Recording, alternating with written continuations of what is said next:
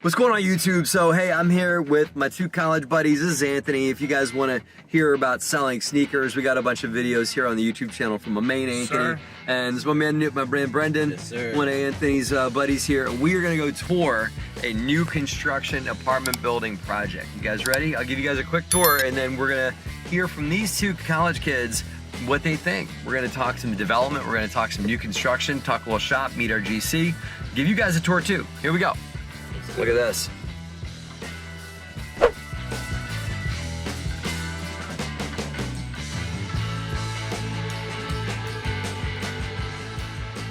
Here you go. First thing when you guys tour job sites, okay? Don't wear. Wait, show me that. New white shoes. Yeah. Are you fucking serious? What do you got? What do you got on? What do you got on? Show me. White shoes on too. Both you two. Okay. When you guys tour construction sites, let's real quick talk about what you want to wear. Look at these. They're nice. They're styling. They're Doc Martens, right? But they're scrappy. See, I can walk in that. How is this guy, Brandon, not gonna happen? Gonna walk in those? Not gonna happen. I don't know. I think I'm gonna have to give him a piggyback ride, guys. Let's watch out. Let's find out what Brendan does to get out of the car. Maybe I'll move the car. Maybe I'll be nice. I'll move the car. Okay. Anthony's a gamer. Guys. He'll get out of the car. Right. We'll see. All right. All right, Brendan, we made it work. Look, the shoes stayed pretty. Look, that's good. Look at my tire. That's all good. We live and we learn. Hey, how we doing, Anthony? We're good to go. All right, cool. All right, let's go have a meeting.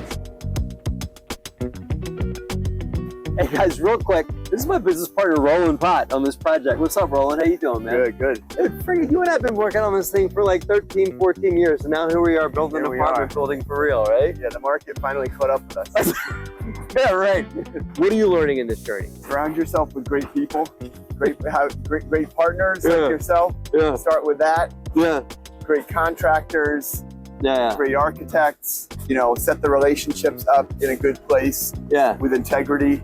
And then from there, it's gonna run smoothly. I'm a little more granular. Like what I'm learning in this whole thing, man, is how change orders work, dude. Oh yeah. It's like, I'm used to dealing on small, like kitchen renos and bath. The amount of change orders on a big job like this has been crazy because there's always something unforeseen. And so dealing and negotiating constantly with all the unforeseens that weren't in the original plan. Yeah. Like, hey, let's dig some holes here. Oh, and there's foundations that were from houses that were built 100 years ago. A lot of underground that we stuff. found. All this underground surprises and everything like that. I thought when we got into building this building, it was gonna be, here's the cost, and now you're gonna go and just build the building, right? Yep. But we just finished our construction meeting inside. I'll tell you guys more about that in the car, about, you know, just about some terminology that I'm using, including what does a change order mean. And there's ongoing problem solving. Yes. You know, throughout. You know, even though the plans were done, there were unforeseen conditions underground. To the builder's credit, he already had a lot of that figured out. You know what I'm saying? Like, I got to give him credit because he knew he was going to get the questions. He had the answers. That's a good. So you got to give him some credit for having worked it out. I give him huge props for that. Yeah. Our guy, Speedwell Construction. You guys going to build anything the Mid-Atlantic region of the United States, Speedwell is who you guys want to use. Quick promo to Speedwell Construction. That's what we're using on this job, and they've been amazing. Any other thoughts, man? No other thoughts. Roland Pott, P-O-T-T from Pott Realty. Check this guy out. Thank you. Cool. All right, man. Good seeing you, buddy. Man, I want to walk you through this little site tour. 30-unit apartment building, man. Let's see it. 30 units. Friggin' $10 million project. We're about to go walk this thing. You ready? Let's go. Let's go. All right. Hey, boy, how are we going to get you through here? I don't know, man. All right, piggyback. No. We'll walk down. I think we can go through here. All right. Follow us. Let's go. All right.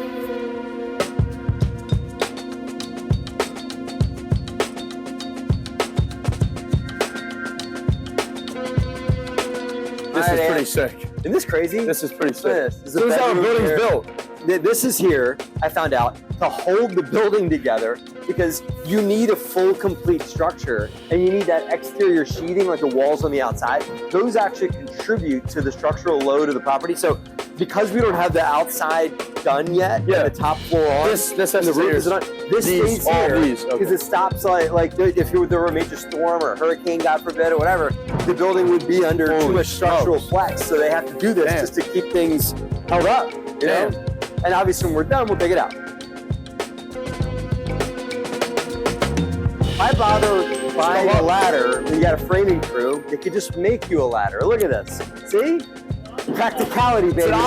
Ingenuity here on our constructions. And I used to own that property there. I own that barber shop right there. Well, the guy was running like a secondhand shop in there and stuff like that. And then an apartment above. That apartment is actually really nice. High ceilings, nice. Big open floor plan. You see that building right there? Yeah. Okay, so here's the deal. I bought that property from a local art dealer who decided to want to get himself into real estate investing. Didn't work out.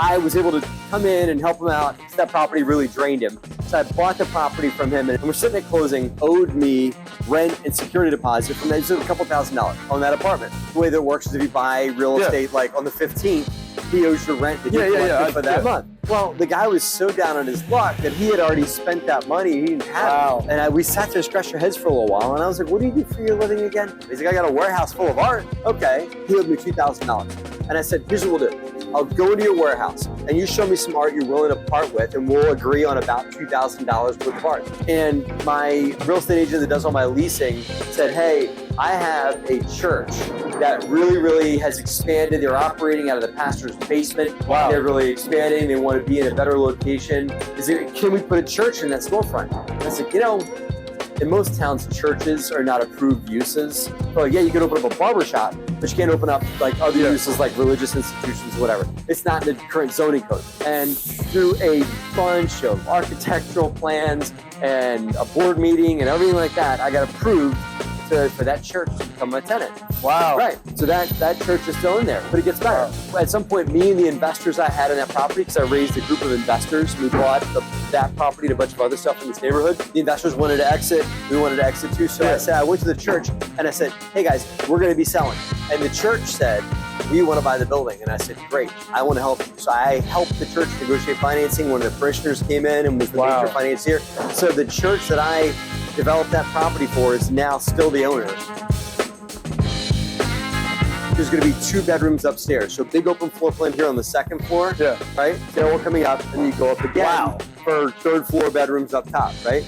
All 2 bedrooms in this whole building except for a couple of 1 bedrooms on the corner. Yeah. What's interesting here about this property is all the apartments are all bi-level. So you walk in here, you've got common area, and then you go upstairs, you've got bedrooms. Oh, wow. The apartment downstairs is the same way too. It's a living area, and then a kitchen, and then one bedroom, and you walk up a flight of steps. These stairs. So in someone's apartment, they're going to be able to have 2 floors.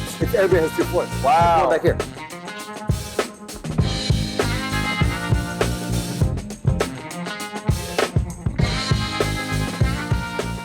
It's just cool for me and to see it. Because I've been seeing it only up here for a long time. Like I've been thinking about this project, trying to get it off the ground. We got told no like 100 times by different lenders and investors in the city. The city almost took this property back from us a few times because they couldn't get it going. This is about like perseverance, man. Yeah. About like keeping going even when you get no for second, third, or 10th time.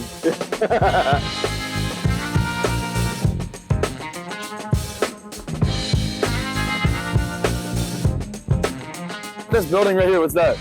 That's a little garage. See, to me, I think that could be, let's see, we're missing a meter. There's so many opportunities here in Trenton. Like Trenton's one of these markets that's just gonna blow out one day.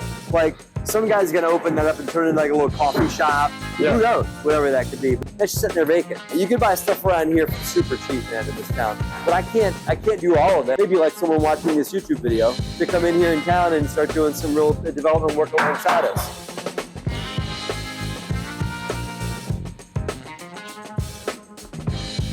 They're gonna leave this open. Because this would be a crazy balcony, wouldn't it? I was gonna say. See this? Me and Anthony here, this is what we work for one day. We're 20 years old, growing up, learning every day, working hard, trying to be great. All this is greatness. So that is, I think it's 138 big loft. Yeah, they're big, like double high ceiling factory conversion lofts, and that was like the catalyst for this market, man. Like a catalyst is one of those things. You gotta look for a catalyst. If you guys are in like a market that's like, I don't know, nasty town like Detroit or like North Philly, when you see a catalyst like that come in, it's like a new thing. It's off the beaten path, and somebody comes and builds this. Now that property had a lot of subsidy to it. Took a lot of headache and a lot of heartache to make it happen, but it happened. And it pulled the market up. Before that, you know, you couldn't really get market rate 2 bedrooms. That property comes in, they were the first property to get $2,000 a month. Now, the whole market's up. You guys are shopping for a market to invest in. You don't have to build that. I mean, that takes a lot of risk. It's a pioneer, right? Yeah. I'm a settler. I'm not a pioneer. I let the pioneer come in first. They determined that the market was there. He's fully leased. He's got a waiting list. That's proof.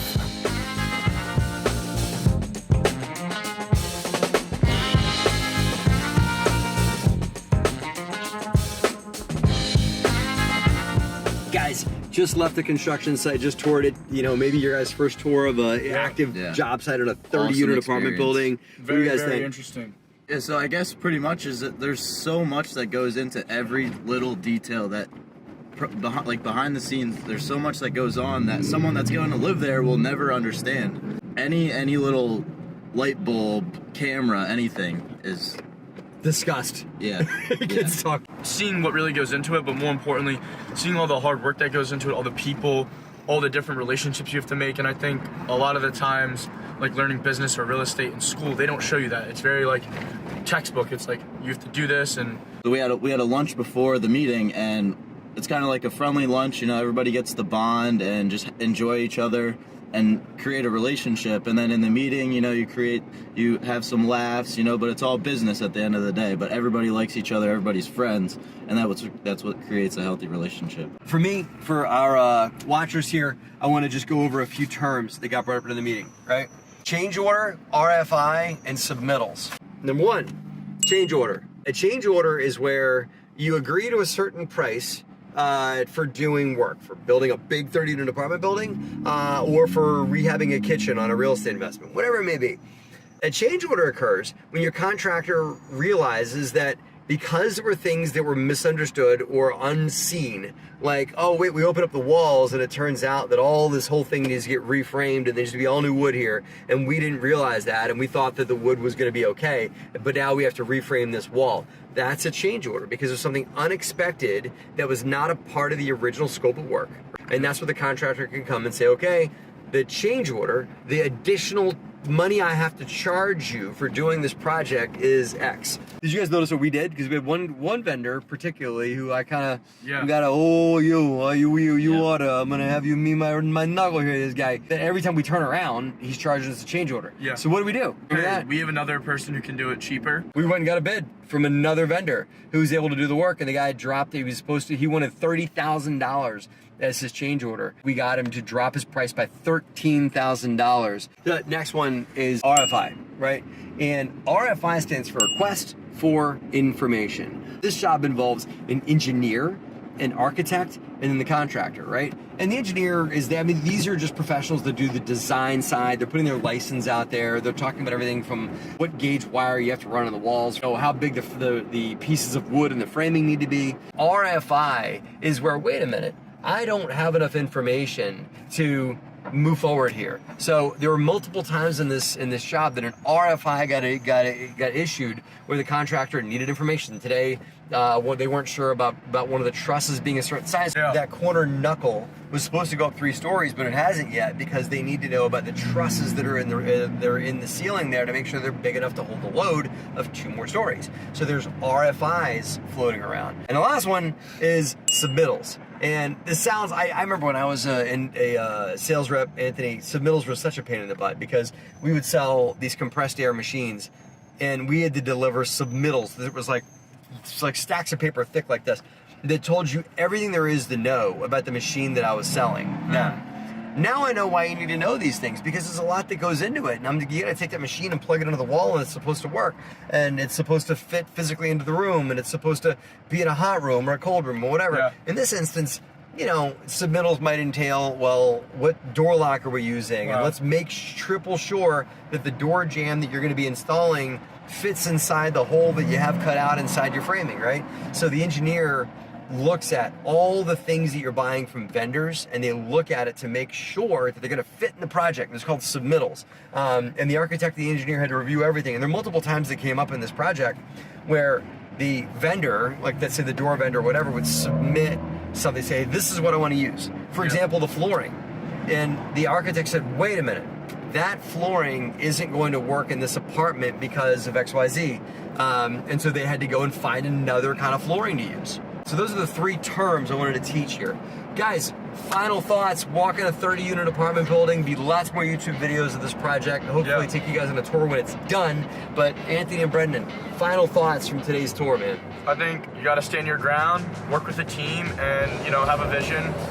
A lot of these, you know, Matt and also one of his partners, they've been doing a lot of business in Trenton for a while, for years on end.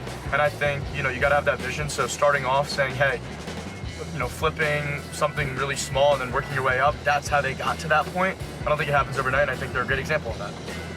Cool. Brendan, final thoughts? And this is proof that if you have a vision and if you have healthy relationships, you get things done. And look at Matt, he's getting it done with his 2 buddies. And some days. It's a great time. Yeah. Some days I get it done, more days than not, man. Well, it'd be great having you guys with us, you two, and also you guys, joining us on our tour of a 30-unit apartment building construction site in Trenton, New Jersey. Hope you guys got a lot from it, man. Have a great and profitable week. Peace. Hey guys, hope you're loving this free education here on our YouTube channel. And if you guys love free stuff, I got more free stuff for you. Go to DeRosaGroup.com/tools and you will see a bunch of free stuff that we've got out there. Everything from a superpower assessment to determine what your multifamily superpower is, all the way down to a free book on how to buy and find apartment buildings for you guys. Even a free underwriting tool. It's all there. Go to DeRosaGroup.com/tools and grab some more free stuff